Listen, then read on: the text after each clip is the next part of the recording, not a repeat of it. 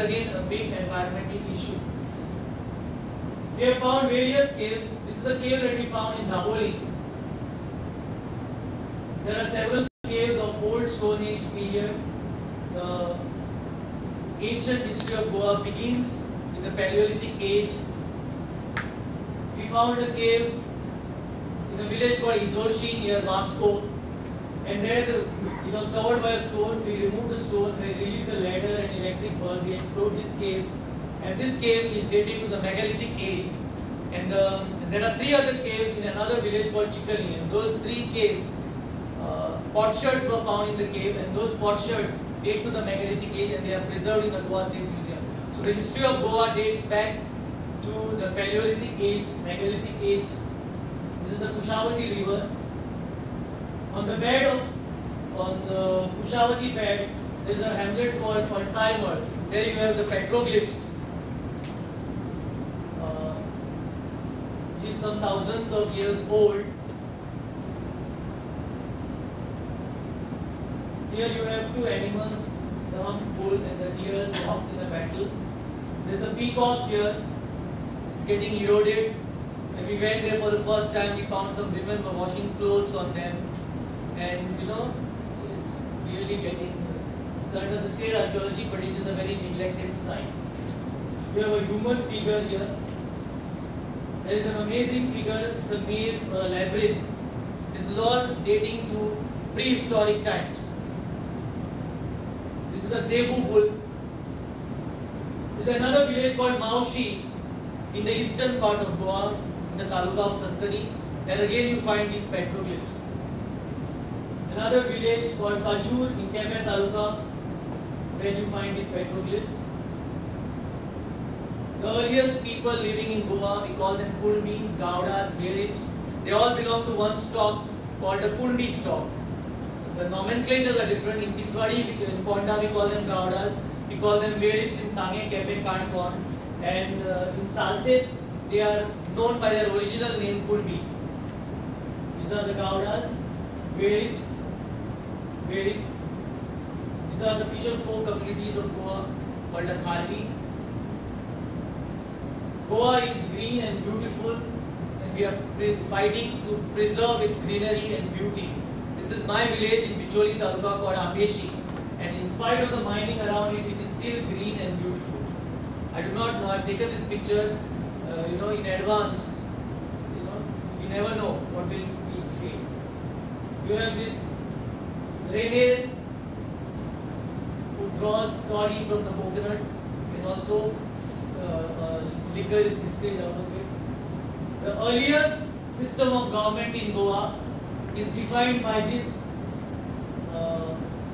sit-outs called the Gaupad, where the 12 elders of the village used to sit and decide about the village, all the questions, all the political, it was a political system. It's a forerunner of the Panchayat system. It is still there in this village of Kajur. There are several villages in Goa where this is practiced even now. These are the fertility cults. The folk deity of Goa, Betar. Various rituals in Goa. This is called Mange Thapni. It is called crocodile worship. One of the oldest idols of Ganpati. We have a festival dedicated to it, Ganesh Chaturthi.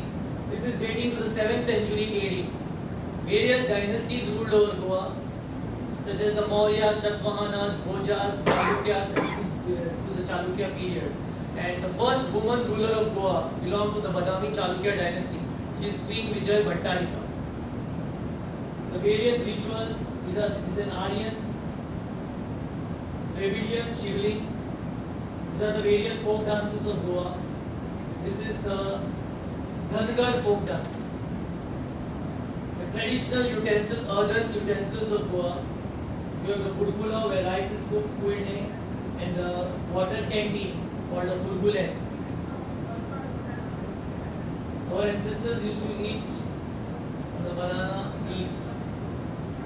Various rituals where they prostrate on the ground. It's outside the precinct of a temple, and rice is cooked on their heads. And there are people who go in a trance. It's called Shisha Rani. It's in Kanakon.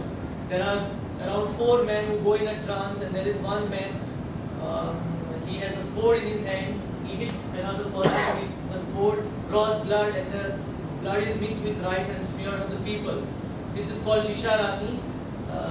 This is the other side of Goa. What is normally projected is only the sun, sand, the beaches, but there is much more to Goa. If you go to the remote villages, you find there are the various folk dances of Goa.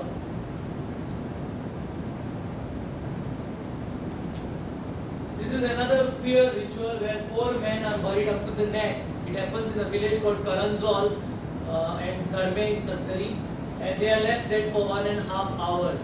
And after 1.5 hours is over, they are removed. They are buried up to the neck, and there are 4 men who are buried with their heads inside, and only the torso is out. And this happens during the time of Shigmo. And now in the month of May, this is going to happen in Karanzol and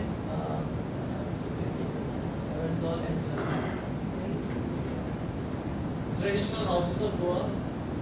The Buddhist caves in Arwade, you find shivlings over there. Later on, they were converted to Shaivite caves. This is dating to the early part of 7th century AD, and there are inscriptional evidence of the first historically known dynasty that ruled over Goa is the Bhojas, and the first historically known king of Goa is Devraj Bhoj of 5th century AD. This is a Jain temple in Putne dating to the 15th century. The first fort of Goa, first capital of Goa is Chador. This is the first capital of Goa, Chandrapur, dating to the Kadamba era. The Kadambas were a dynasty from Karnataka which ruled over Goa for 3.5 centuries, and this was their lion emblem. This is an ancient inscription dating to the Kadamba period. This is again another inscription. This is the Kadamba flower after which the dynasty is named. They ruled over for 3.5 centuries, as I said. Now coming to Panjim, the earliest references to Panjim was a fishing village. Marshy land, inundated, and there was no connection between Panjim and Old Goa, which was the capital under the Portuguese. The earliest references, historical references to Panjim are found in an inscription, stone inscription, dating to the Kadamba king Jaikeshi I. It is in the 11th century, and there the name of Panjim is found. It is Pahajana Khani. That is the oldest name of Panji, which was finally corrupted to Panji.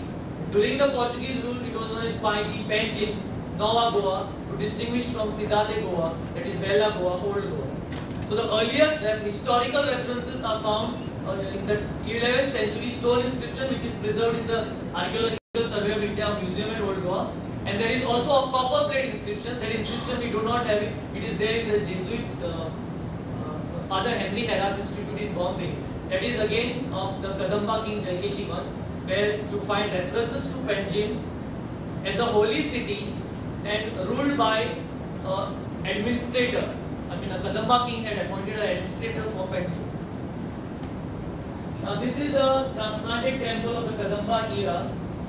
Now these were the inscriptions of the Kadamba period. A similar kind of a copper plate was found in Panji, which I told you is now in Harras Institute. This is the only inscription that we have in Goa. It is preserved in the